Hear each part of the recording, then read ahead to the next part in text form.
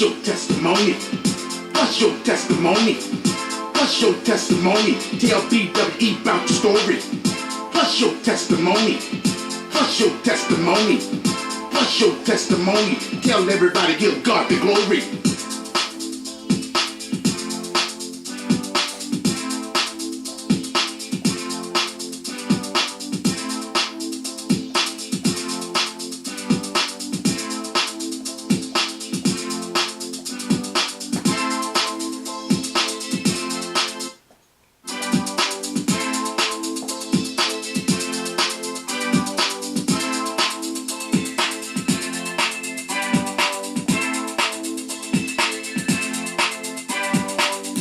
What's your testimony?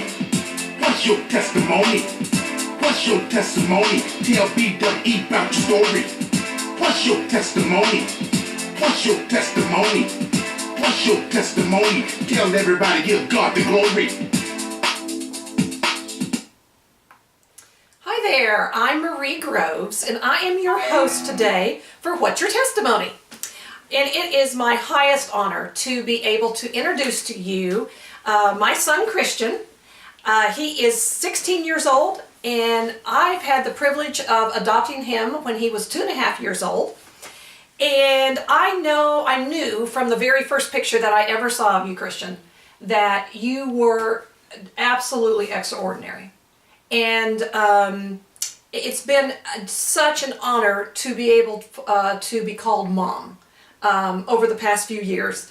So, here's what we're going to share with you today. We're going to be real transparent. We're going to share with you just a little snippet of what our lives have looked like and the journey that God has had us on over the past few years. And, as we've struggled through the battle of, oh my goodness, depression, abandonment issues, anger, resentment, all of these things are real. And so if you're okay with this today, we're going to be real with you. And we're also going to share with you the joys of forgiveness and grace, peace, and just the amazing release of letting go.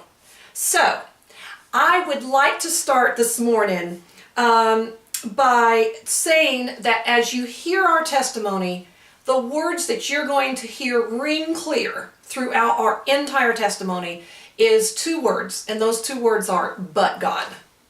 So, today, Cristain, I would like to ask you some questions about your journey to this point. And you know what, I want to tell you before I even begin how very, very proud I am of you for being willing to be transparent and for being willing to share your story. I know that as you and I have talked, it's been tough to go back and relive some of those things that we've been through. But I know that there's thousands and thousands of people out there today that are going to be able to relate. And if we can help one person, it's going to be worth it. So thank you very much for just being transparent about your life. So my first question for you would be, why did you decide to share with the audience your testimony today? You see, I decided I wanted to share my testimony because, as we say, because as my church, we say that we're the salt of this earth and we're supposed to go out and we're supposed to do this and do this. And I believe that my calling is to share my testimony and that I want to do something with my ministry. Therefore, taking these steps, although to some people it might not be as much as what one person is doing, but for me, right now, this is what I'm going to do because I want to honor God in what I do, and I'm willing to do whatever it takes to do that. That's awesome. So when you were 9 years old, you came to me and you told me that you felt like God had called you into ministry. Do you remember that time? Yes. And can you describe just briefly that encounter that you had with God at 9 years old? It's like butterflies. It's like you love the feeling of it, but it feels weird. But it feels like that's what's supposed to happen and that's what's right. It felt weird hearing God speak to me for the first time. And it was scary, but at the same time, I knew it was right and that God was going to have something good for me later on in the road.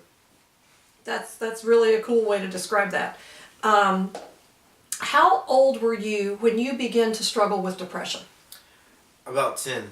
Um, because I was being bullied, and my teacher told me repeatedly that I wasn't going to amount to anything, and that I would never pass any classes, and that I would never get out of the grade I was in.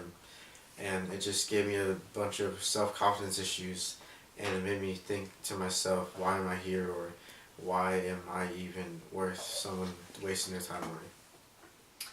And so that is what kind of started the spiral of depression, I guess you would say, Yeah. is when that all started. So can you describe, like, what was your feelings? Like, how did you handle those feelings when all of that insignificance and the resentment started and the anger? How did you handle those feelings? I didn't handle them very well. I began to lash out at others in ways I shouldn't have, in ways I knew I shouldn't have. And my biggest problem was I kept everything inside. And I wanted to be able to release the pain without having to talk to anyone. And for me, I experienced that through cutting and just any type of self-harm that I was able to do. Okay. And, I'll never forget the day that I got the call from the school counselor, and Cristain had come into her office and had shared with her that he had been cutting and that it was getting worse and worse. And to be honest with you, as a mom, I had no idea that this was even going on.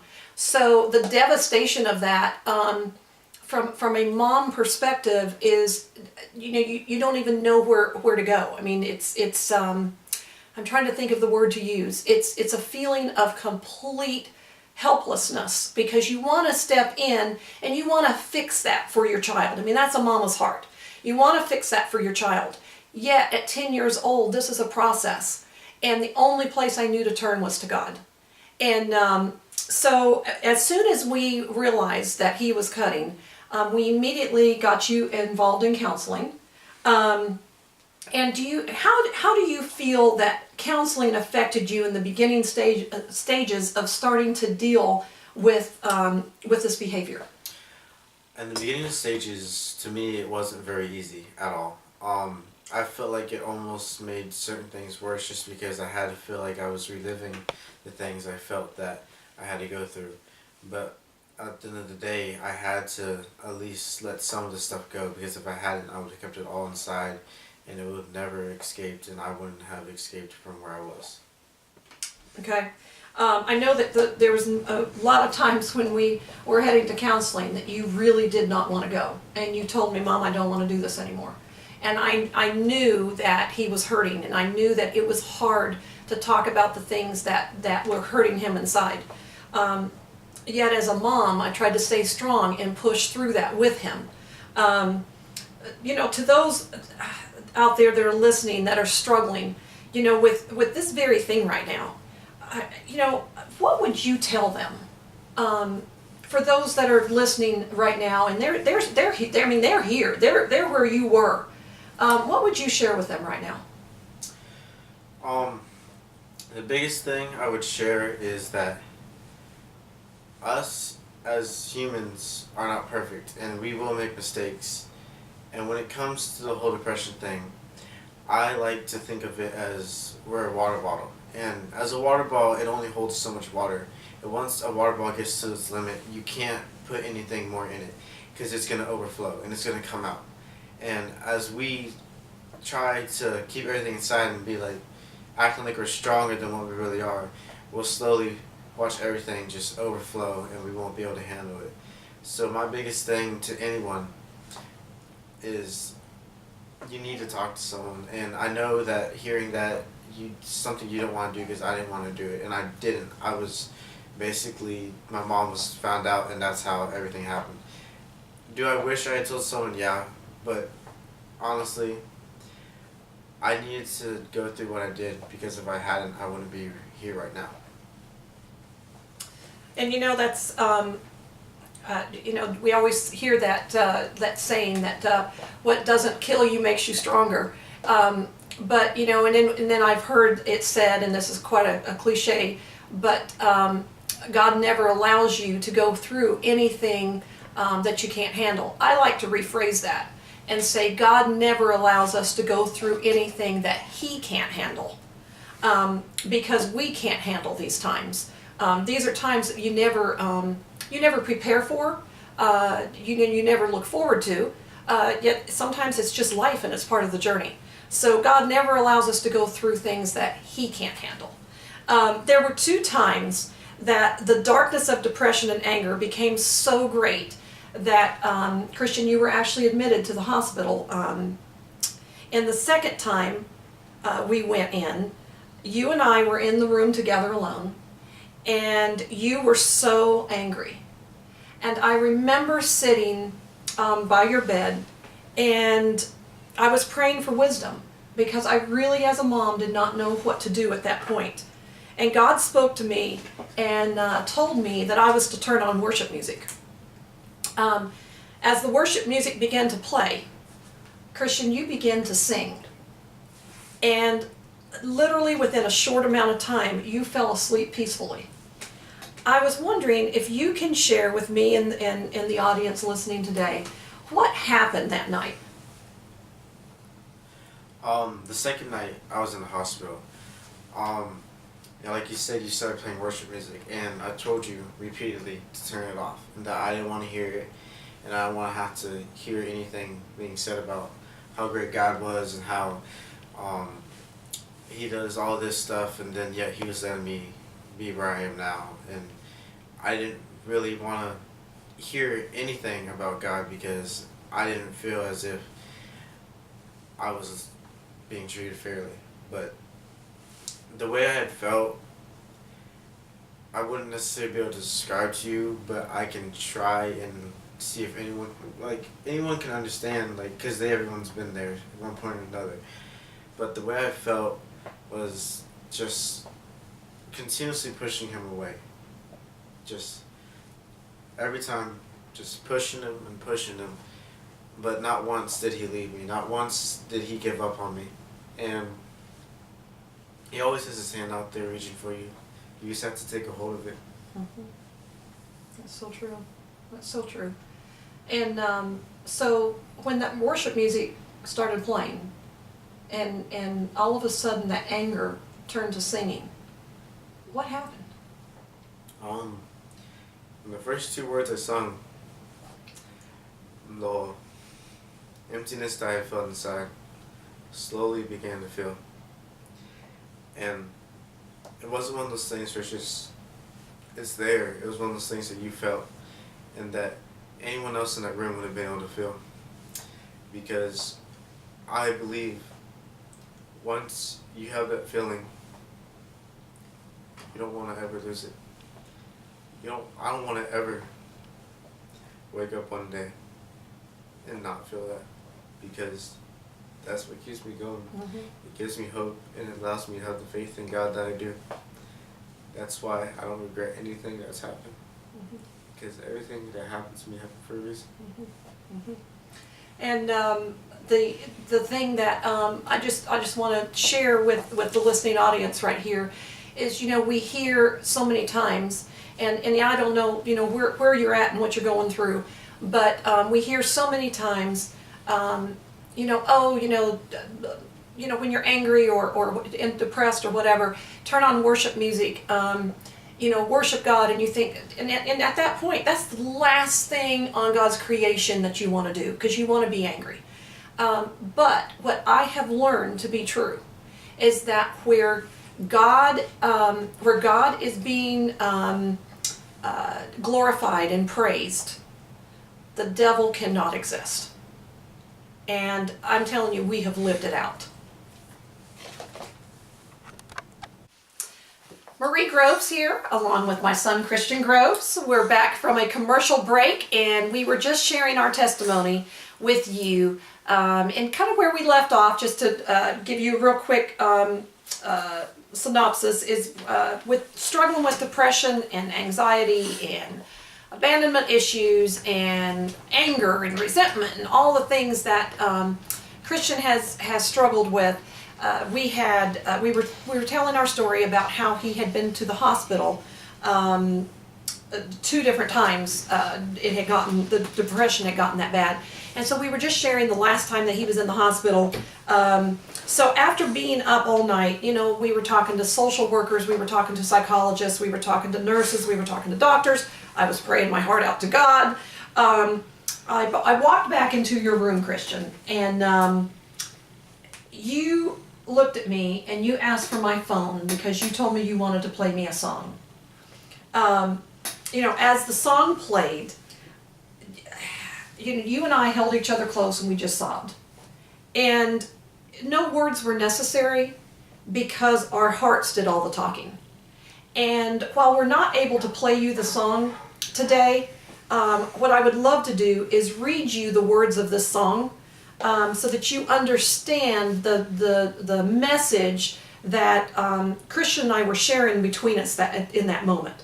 The name of the song is When God Made You, and you're welcome to go to YouTube and listen to it. But it says, "It's always been a mystery to me how 2 hearts can come together and love can last forever. But now that I have found you, I believe that a miracle has come. When God sends the perfect one, now gone are all my questions about why, and I've never been so sure of anything in my life." And the chorus goes, "I wonder what God was thinking when he created you. I wonder if he knew everything I would need, because he made all my dreams come true when God made you. He must have been thinking about me. I promise that wherever you may go, wherever life may lead you, with all my heart I'll be there too. From this moment on, I want you to know, I'll let nothing come between us, and I will love the ones you love. He made the sun, he made the moon, to harmonize in perfect tune. One can't move without the other. They just have to be together. And that is why I know it's true. You're for me and I'm for you. 'Cause my world just can't be right without you in my life. When God made you, he must have been thinking about me. I promise that wherever you may go, wherever life may lead you, with all my heart I'll be there too. From this moment on, I want you to know, I'll let nothing come between us, and I will love the ones you love. He made the sun, he made the moon, to harmonize in perfect tune. One can't move without the other, they just have to be together. And that's why I know it's true. You're for me and I'm for you, because my world just can't be right without you in my life. He must have heard every prayer I've been praying. Yes, he knew everything I would need. When God made you, when dreams come true, when God made you, he must have been thinking about me."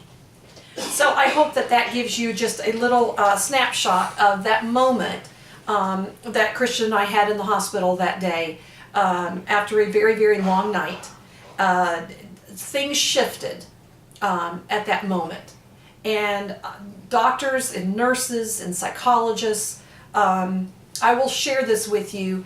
That night, God stepped in.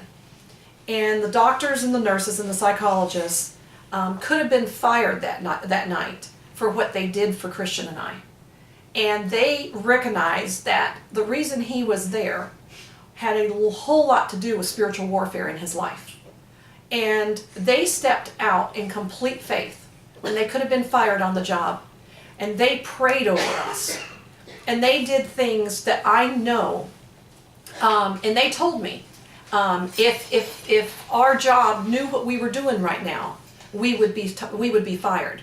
But because we recognize your faith in God, and we have that same faith, we feel like we're obligated to step in and pray over you all. So it's amazing how God will place the right people in your life at the most crazy times to help you through. Don't ever, ever doubt that. So Cristain, can you just share, in closing, how God has been working in your life recently and how you have finally been able to let go of so much anger and resentment? Yeah, but before that, that night, we didn't say all that much, and we didn't need to. But in that moment, That's when I accepted you as my mom.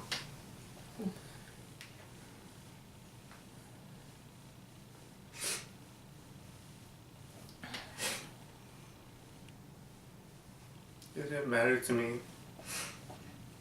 whether I was adopted anymore.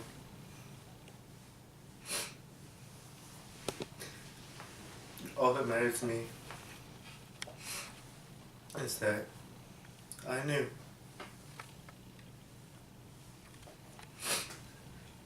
that I had finally accepted you, and I finally was able to let go of all the pain that not knowing my mom had. Because I wouldn't want anyone else to be a mom. And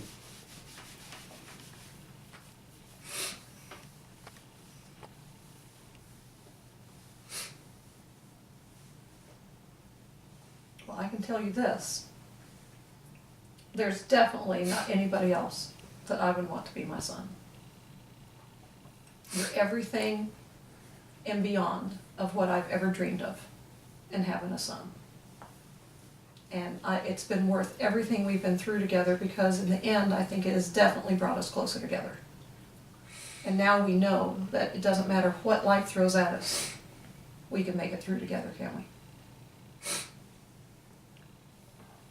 That's awesome.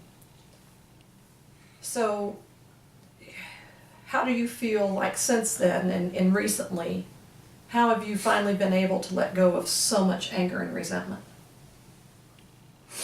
I mean, at the end of everything, it's God. That's the only way I was able to get through anything. I mean, I can go to counseling, I can think about this, I can try to do that, but it's never going to reach its full potential unless I do it with God. Because with God, I'm the strongest, and as long as I have Him as my foundation, nothing's going to be able to tear me down completely. And that was the problem before. I never had Him as my foundation. I had a weak foundation. I was trying to go off myself. But now, He is my foundation. And if I get torn down, I'm still stabilized. So I had to learn that before I could learn to overcome anything else. With God, all things are possible. You went from making D's and F's in school to making straight A's this semester. What shifted for you? I had to learn to believe in myself. To believe that after hearing all these things of people telling me I couldn't do it, but then also hearing people tell me that they believed in me and I just needed to believe in myself, I had to realize that to me, school's not that big of a thing, but at the same time, if I plan to go to college and I plan to do what I want, I have to try and excel in that, because, like it says, everything we do it for the glory of God. My grades weren't showing who I was as a person. They were nothing compared to who I was. I was bringing home D's and I was bringing home F's. I was even lucky to bring home a D. That's not who I was, and that's not who I want to be. I had to learn to focus on myself, to show myself through my grades and show myself through my actions. Because I can sit there and I can talk, but until I show everyone else that I can do it, and I believe in myself, that won't change. That's so true. So Christian, you are an inspiration in my life. As I have watched you push through so many things, goodness gracious, just in closing, what would you say that would be maybe the top 3 things that has given you the motivation to share your testimony with others? My top 3 things, I would have to say my first one is adoption, because it taught me abandonment and it let me know how that felt so that I can reach others in that way, of anyone else who feels that way. Because if there's only one person in my entire lifetime that I can touch, only one person, then it's worth it. If I have to lose absolutely everything on this earth just to gain God, I will. I'm willing to do that, because I know at the end of the day that's what's right and that's what I need to do. And I would say the second one would be my depression, because it's allowed me to reach people in that way. Because someone can tell you, oh yeah, just stay with God. But once someone has been through what you've been through, and they understand what you feel and how you feel, it puts you on a completely different level where y'all can talk in a different way than what others do because they don't understand. Because people can listen to you, but they're not going to understand you. But once you find that person that understands you and understands what you've been through, it reaches you in a whole different way. Very true. And then my third one would probably have to be just dealing with the anger I had towards God, as in feeling that there's no point, like, just giving up on Him completely, just not going to church, not reading a Bible, not listening to Christian music, nothing. If it had to do with God, I wouldn't do it. And I went through that. And there's a lot of people who go through that, where it literally makes you angry, just like, because you see these people that will like, be like, oh, because of God this happened, and it's something good, and they're like, well, where's my God? But I'm glad I went through that, because now I know how that feels too. And if there's stuff down the, in a couple of years or whatever I had to go through that breaks me, then I hope it does, because when I get that and I understand that, I gain more and more knowledge, and I can trust in God more and more. And that's ultimately what I plan to do with my life, is trust in God, have faith in God, and allow Him to take me where I need to be. That's awesome. I'm going to just share something with you all that I have a friend of mine, when I started the adoption process years ago, gave me this plaque, and I have it hanging on my wall at the house, but I just wanted to read it because it's called The Legacy of an Adopted Child. Once there were two women who never knew each other. One you do not remember, the other you call mother. Two different lives shaped to make yours one. One became your guiding star, the other became your sun. The first gave you life, the second taught you to live it. The first gave you a need for love, and the second was there to give it. One gave you a nationality, the other gave you a name.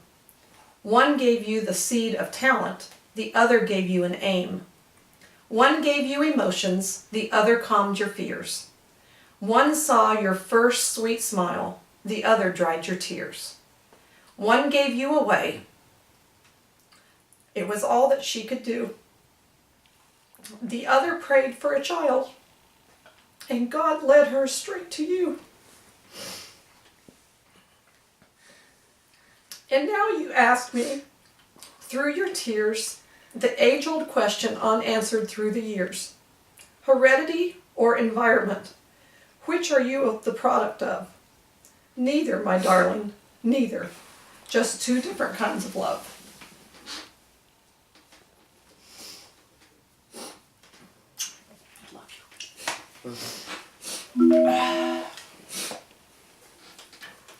So as we close today, thank you for letting us share our story with you, because it's our story, it's our testimony, it's our real life, and it's not always perfect, it's not always pretty. There's many ugly times, but it's our story and it's our life. And at the end of the day, we wouldn't change it. Christian, in closing, would you just share your favorite scripture with us? My favorite scripture would be John 14:18. It says something that means more to me than anything ever could. I will not leave you as orphans. I will come to you. And that is definitely something that, that's a favorite scripture of mine as well, because I'm thankful that God used me to not only be an answer to prayer for Christian, but Christian was an answer to prayer for me. So in closing, I want to thank Jacqueline King, the Executive Director of BWE, G-Force Entertainment, and all of the many other people behind the scenes that help this show continue from week to week. Thank you all so much for being a part of our lives and allowing us to be a part of yours.